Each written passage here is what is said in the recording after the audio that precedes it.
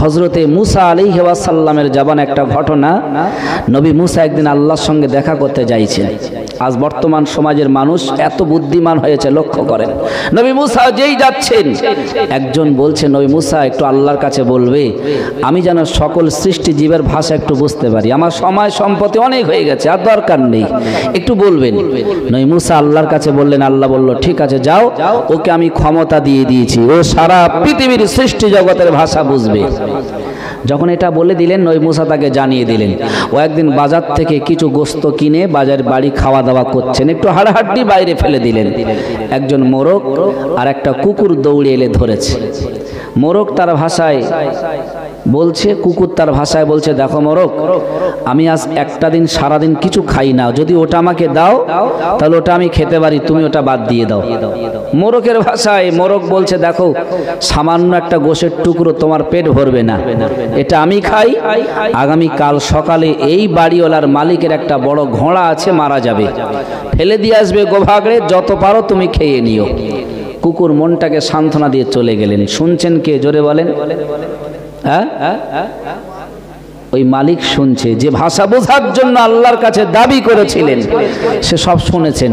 এখন আপনারা যদি শোনেন কিংবা জানেন যে আপনার একটা দামি গরু, 1 লাখ টাকা দামের গরু কালকে মারা যাবেন, বাড়ি আর রাখবেন নাকি? কথা বলেন, রাখবেন না।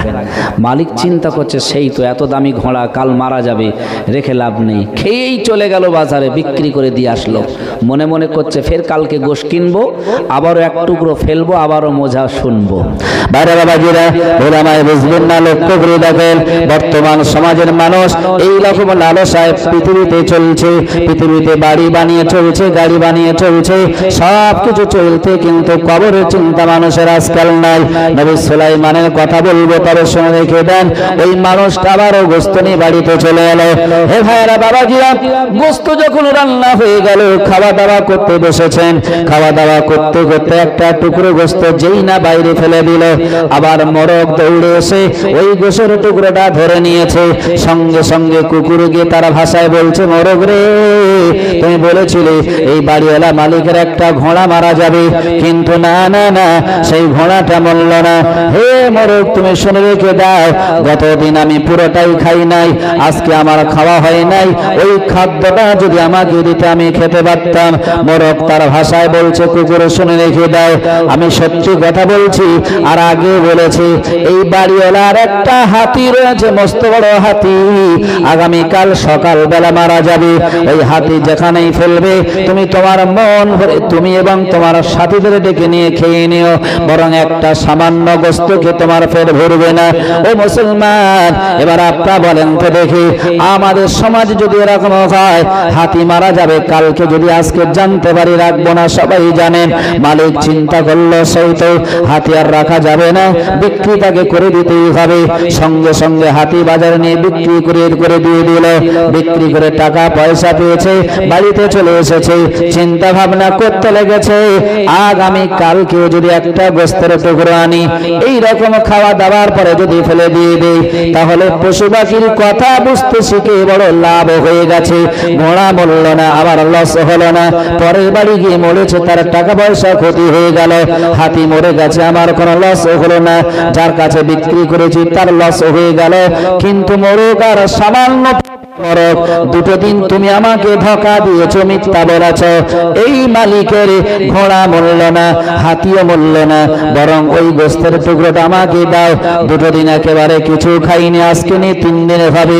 মোরগ তার ভাষায় এবারে ডেকে ডেকে বলছে, হে কুকুর, তুমি শুনে রেখে দাও, আমি প্রথম দিন বলেছিলাম ঘোড়া মরবে, তুমি সেটা ঘোড়ার গোস্ত খেতে পারলে না। দ্বিতীয় দিন বললাম তোমার হাতি মারা যাবে, তুমিও তা খেতে পারলে না। তবে আজকে যে মরণের কথা বলবো, তোমার আর সন্দেহের জায়গা থাকবে না। কুকুর মনে করছে আবার কার কথা বলবে, অন্য কোনো প্রাণী হতে পারে। মোরগ তখন বলছে কি জানেন, আর এদের দুজনের যে কথা হচ্ছে শুনছে কে? বাড়িওয়ালা। মোরগ বলছে, কুকুর চিন্তা করিস না, এই বাড়ির যে মালিক কাল সকালে মারা যাবে, সকালে মারা যাবে, কবরস্থানে কবর দেবে, তুই গিয়ে খুঁড়ে যত পারিস খেয়ে নিবি। আচ্ছা, এবারে বিক্রি করবে কোথায় বলে মনে হয়? কথা বলেন। বাইরে বাবাজিরা, কোরআনের মধ্যে তাই বলা হয়েছে, আইনা মা তাকুনু ইদরিকুল মাউতু ওয়ালাউ কুনতুম ফি বুরুজিম মুশাইয়্যাদা। বান্দা তুমি এবারে মৃত্যুর ভয় থেকে লুকাবে কোথায়? প্লেনে করে যদি সারা বছর ঘোরো, আল্লাহ যে দিন দিয়েছে তোমার মরতে হবে, ওই প্লেনে তার মরণ হবে না, হবে না? জোরে বলেন। যদি মনে করে মেয়ের বাড়ি গিয়ে গোপনে বাড়ির ভিতরে দরজা লাগিয়ে বসে থাকি, আজরাইল তার বাড়ি চিনবে না, চিনবে বলে মনে হয় তার কাছে? কথা বলেন, চিনে নেবে। ও এখন চিন্তা করছে সেই তো যাই কোথায়, ঘোড়া বিক্রি করেছি, হাতি বিক্রি করেছি, এখন আমি যাই কোথায়? এখন চিন্তা ভাবনা অনেক করার পরে নবী মুসার কাছে চলে গেল। মুসা, একটু আল্লাহর কাছে বলো, আমার ভুল হয়ে গেছে। পশু পাখির ভাষা আমি আর জীবনে শুনবো না, তাদের ভাষায় তারা বলুক, আমার এই জ্ঞানটা আল্লাহ যেন তুলে নেয়। তবে একটা আবেদন থাকলো, আমাকে নাকি কালকে মরতে হবে, আমার এই মরণটা যেন না হয়, আল্লাহর কাছে একটু বলো। আচ্ছা, আল্লাহকে ফেরত নেই বলে মনে হয় নাকি?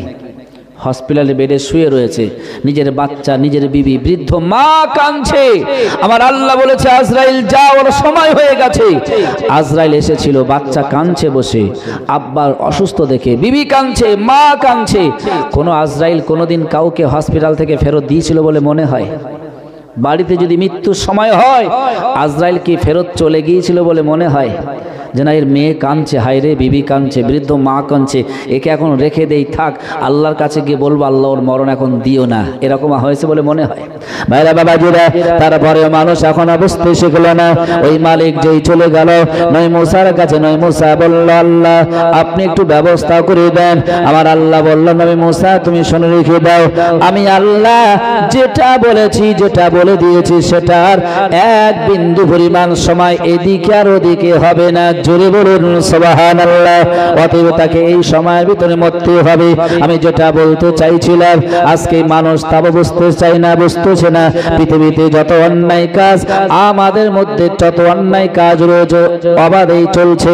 তাই নয় মুসার কথা একটা বলতে হবে, অহংকার, অহংকার মানুষের মধ্যে এত হয়ে গেছে। মসজিদে নামাজ হচ্ছে, সেখানে অহংকার রয়ে গেছে। মাদ্রাসায় পড়াশোনা করাবে, সেখানে অহংকার রয়ে গেছে। এমনকি মক্কা মদিনায় যাবে, সেখানে অহংকার অনেকের মধ্যে রয়ে গেছে। বাংলাদেশ নয়, ভারত নয়, সারা পৃথিবীর মধ্যে বিভিন্ন দেশ, বিভিন্ন দেশের মানুষদের মধ্যে দেখেছি, মানুষ যত যাই হোক না কেন, অহংকার মানুষের মধ্যে অঢেল তৈরি হয়ে গেছে। ঠিক না বেঠিক? মালদার একজন হাজী সাহেব জানেন, গত কয়েকদিন আগে হজ করতে যাওয়ার আগে, কয়েক বছর আগে হজ করতে যাওয়ার আগে কোনো একটা কথা কাটাকাটি হয়েছে। তো উনি এয়ারপোর্ট থেকে বলছে, ও সর্বনাশ, মালদায় আমার শত শত বিঘা আম বাগান রয়েছে, আর আমি তোর কথা শুনে হজে যাব? কখনো সম্ভব না। যা টাকা যায় যাবে, সামান্য 4-5 লাখ টাকা আমার কাছে কোনো ব্যাপার না। আম বাগান রয়েছে শত শত বিঘে। এয়ারপোর্ট থেকে মানে নিজের এই অহংকার বশত ঘরে ফিরে এসেছে। এরকম আমাদের সমাজে দেখা যায় না, যায় না? কথা বলেন, অগণিত দেখা যায় অহংকার। আমি যেটা বলতে চাইছি, নবী সুলাইমান আলাইহি ওয়াসাল্লামের সংক্ষিপ্ত আকারে, সময় কম যেহেতু সংক্ষিপ্ত আকারে মাদ্রাসারি জলসা জানি বলতে বলেছেন, সেজন্য আপনাদের কাছে একটু উপস্থাপন করব। নবী সুলাইমানের অহংকার কি ছিল? তিনি একজন পয়গম্বর, মস্ত বড় নবী, কিন্তু সামান্য অহংকার করেছিল বলে আল্লাহ তাকে কোথায় পাঠিয়েছিলেন জানেন? কি অহংকার করেছিল? নবী সুলাইমান বাদশাহী পেয়েছেন, তখন বিয়ে হয়নি, যুবক বয়সে বাদশাহী পেয়েছেন। রাজ দরবারে একদিন বসে রয়েছেন, মন্ত্রী মহোদয় তারা সবাই বসা। মন্ত্রী মহোদয়দের সামনে নবী সুলাইমান বলছেন, মন্ত্রীরা, আমি পয়গম্বর সুলাইমান একটা বিবাহ করতে চাই, একটা নারী বিবাহ, তাকে বিবাহ করব। তোমাদের কাছে দায়িত্ব দিলাম, ভালো একটা মেয়েকে আমাদের জন্য, আমার জন্য সন্ধান করো। এখন আপনারা বলেন, যদি এলাকার প্রধান বিয়ে হয়নি, সে যদি বিয়ে করতে চায়, তার তো মেয়েটা দেখতে হবে একটু কোয়ালিটি আলাদা, নাকি? নাকি একটা সাধারণ রিক্সাওয়ালার মেয়ে বিয়ে করবে? কথা বলেন। যদি কোনো এমএলএর বিয়ে হয়, একটা রিক্সাওয়ালার মেয়ের বিয়ে করবে বলে মনে হয়? আমার মনে হয় না। তো নবী সুলাইমান যখন বললেন, মন্ত্রীরা বললেন, হুজুর আপনি হলেন পয়গম্বর, আপনি হলেন নবীর বেটা, নবী মস্ত বড়, আপনি একজন নবী, আপনার সম্পত্তি অনেক, আপনি যে মেয়েকে বিবাহ করবেন, কেমন মেয়েকে, তার কোয়ালিটি কি, ধরন কি, যদি একটু বলতেন, তাহলে আমরা সেরকম মেয়েকে খুঁজে অন্তত আপনার কাছে আনতাম। নবী সুলাইমান বলছেন, কয়েকটা তার কোয়ালিটি থাকতে হবে। প্রথম নাম্বার কোয়ালিটি হলো তার রূপ সৌন্দর্য থাকতে হবে।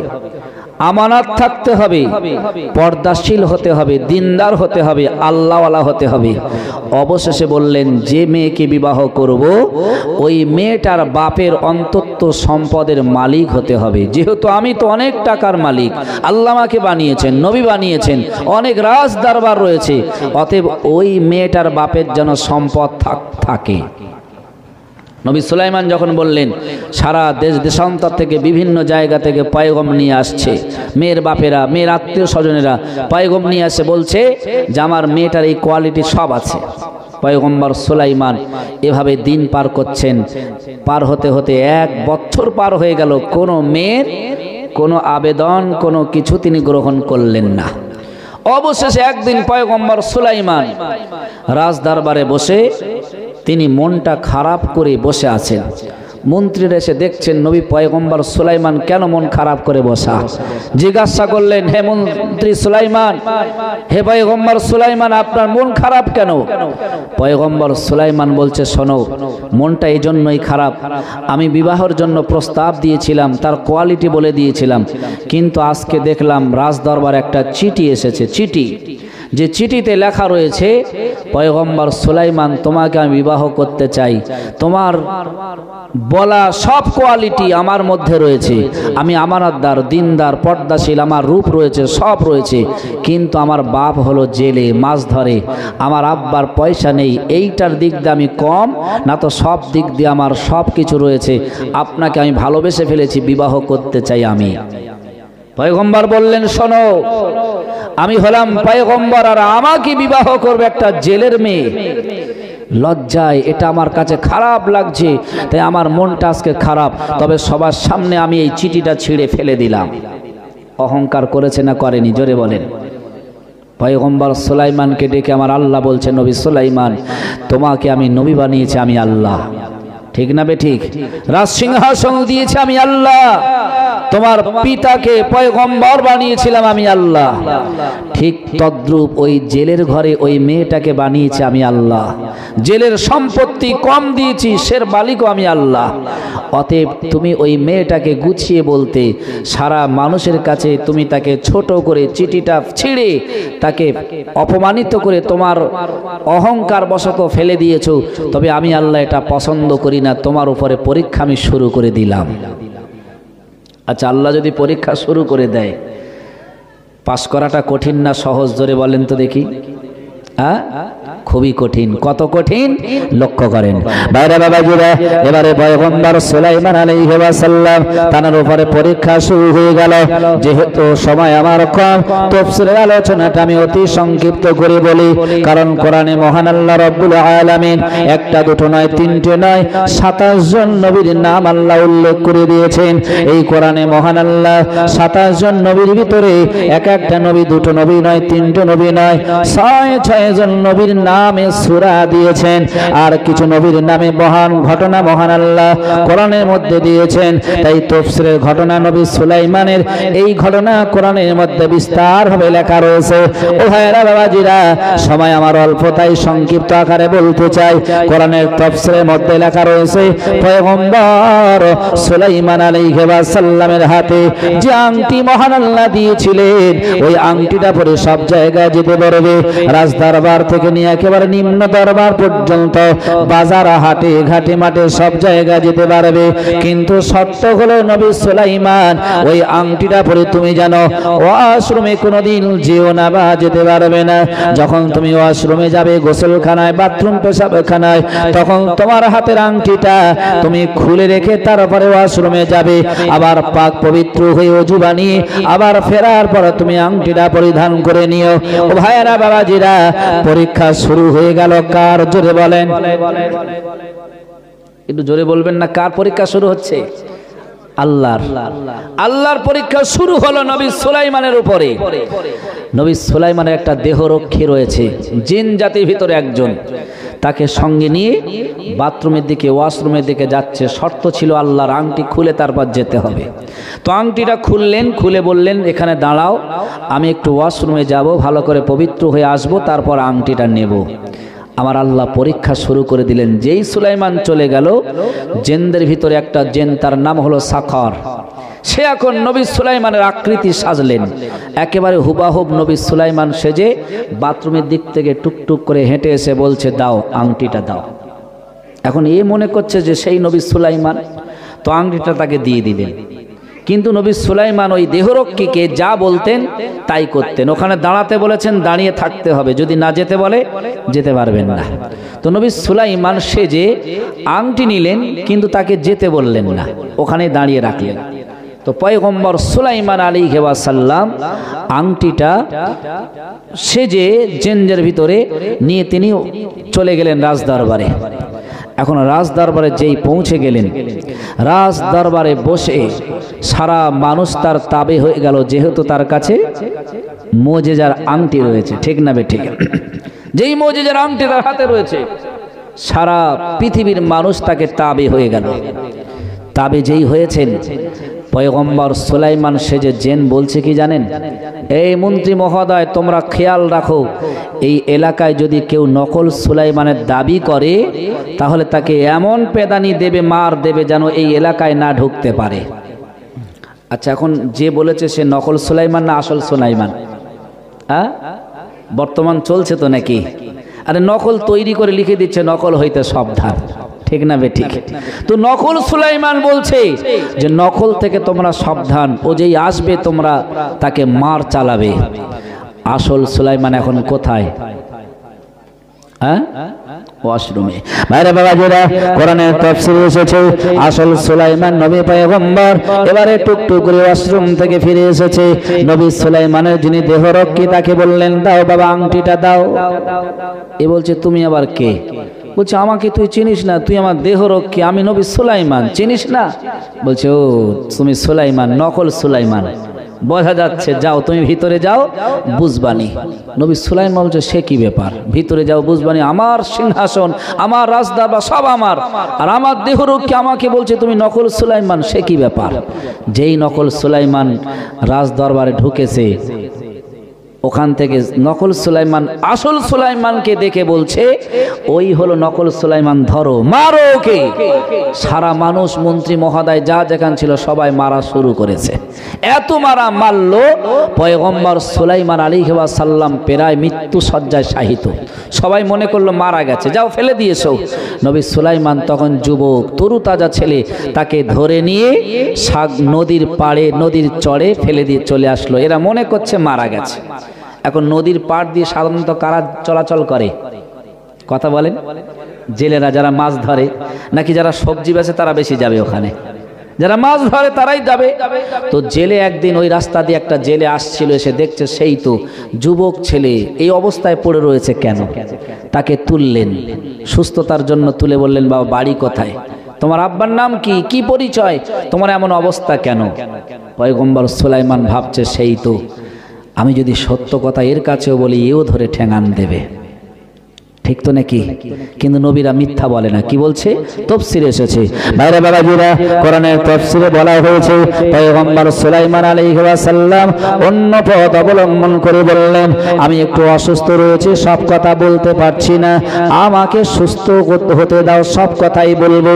পয়গম্বর সুলাইমানকে ওই অবস্থায় দেখে জেলে মনে মনে করল, ছেলেটার শরীর অসুস্থ, আমার বাড়িতে নিয়ে যাই, যেহেতু বাড়ি বলতে পারছে না, আর রাত হয়ে গেলে থাকবে কোথায়?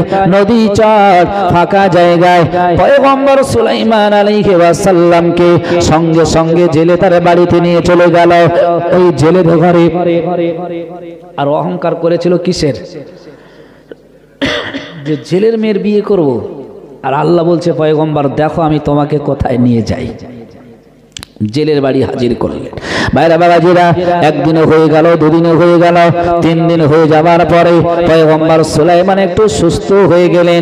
একটু সুস্থ যেই হয়েছেন, জেলে তখন বললেন, বাবা তুমি বাড়িতে চলে যাবে জানি, তবে শুনে রেখে দাও, এই 3 দিন তুমি আমার ঘরে এসেছো, আর আমি 3 দিন মাছ ধরতে গিয়েছিলাম, আমার এই 3 দিনে এত মাছ হয়েছে, আমার মনে হয় আমার বাড়িতে একটা শ্রমিকের প্রয়োজন রয়েছে। বাবা তুমি তো তোমার বাবার নাম বলতে পারছো না, তোমার বাড়ি কোথায় তাও তো শোনাতে পারছো না, যদি তুমি আমার বাড়িতে শ্রমিক হিসেবে থাকো তোমার কি কোনো আপত্তি আছে? পয়গম্বর সুলাইমান ভাবছেন, সেই তো বাড়ি তো যেতে পারবো না, ওখানে তো অবস্থা ওই রকম, আর বরং এখানে যদি শ্রমিক হিসাবে থাকি তাহলে সেটা আমার জন্যই ভালো। স্বীকার হয়ে গেলেন, বললেন ঠিক আছে আমি আপনার কাছে শ্রমিক হয়ে থাকবো। ছিল কি বাদশাহ, ছিল কি জোরে বলেন, আর এখন কি শ্রমিক। কে বানিয়েছে? পারে না, পারে না। তারপরে অহংকার আমাদের মধ্যে কমে না, ঠিক না বে ঠিক? কমছে বলে মনে হয়, কমে না। নবী সুলাইমান রাজি হয়ে গেলেন। তাফসীরের 3টি রিওয়ায়াত, একটা রিওয়ায়াতে বললেন 40 দিনের, আর একটা রিওয়ায়াতে বলা হয়েছে 6 মাসের, আর একটা রিওয়ায়াতে বলা হয়েছে 1 বছরের জন্য শ্রমিক করবেন, এই দায়িত্ব নিয়ে নিয়েছেন। বাইরে বাবাজিরা, এবারে দিন যায় দিন আসে, ওই জেলের সঙ্গে নবী সুলাইমান প্রতিদিন মাছ ধরতে চলে যায় শ্রমিক হিসাবে। জাল গুটায়, মাছ তোলে, বিভিন্ন বেচাকেনা করে। এভাবে 1 দিন 2 দিন 3 দিন গেল, 4 দিন 5 দিন হতে হতে মাস কি মাস পার হয়ে গিয়ে 1 বছর যেই না পূর্ণ হতে লেগেছে, ওই জেলে চিন্তা ভাবনা করলো সেই তো 1 বছর পূর্ণ হলে এই ছেলেটা এর গন্তব্যস্থলে বাড়িতে চলে যাবে, কিন্তু আমার বাড়ি একটা সুন্দরী মেয়ে রয়েছে, লাবণ্যময় মেয়ে রয়েছে, যে মেয়েটা কাউকে দেখে নাই, কোন পুরুষ আমার মেয়েকেও দেখে নাই। যদি এই ছেলেটাকে আমার তো পছন্দ হয়েছে, আমি যদি আমার এই ছেলেটাকে মেয়ের সঙ্গে বিবাহ দিয়ে জামাই বানাই, তাহলে মনে হয় আমার কিছু লাভ হয়ে যাবে। কে মনে করছে? জেলে কি মনে করছে? ছেলেটা তো ভালো, আদর্শবান, খুব ভালো ছেলে, যদি জামাই বানাই মনে হয় ভালো হয়। তো এই কথাটা বিবিকে একটু বলা দরকার আছে, ঠিক না বে ঠিক? কথা বলেন, বিবিকে বলা দরকার আছে। বিবিকে না বললে তো হবে না, বর্তমান সময়ও চলছে, বিবিকে বলতে হবে। রাসূল বলেছে লাম তারা লিল মুতাহাব্বিনা মিসলুন নিকাহ, স্বামী স্ত্রীর একটা গভীর সম্পর্ক, ভালোবাসা পৃথিবীটা কারোর মধ্যে নেই। জোরে বলুন সুবহানাল্লাহ। সব কথাই শেয়ার করা দরকার আছে। তাই জেলে একদিন রাতের বেলা বলছে, বিবি জানো আমাদের বাড়ি একটা ছেলে আছে, 1 বছর কাজ করছে, ছেলেটা কেমন? বিবি বলছে ছেলেটা এত ভালো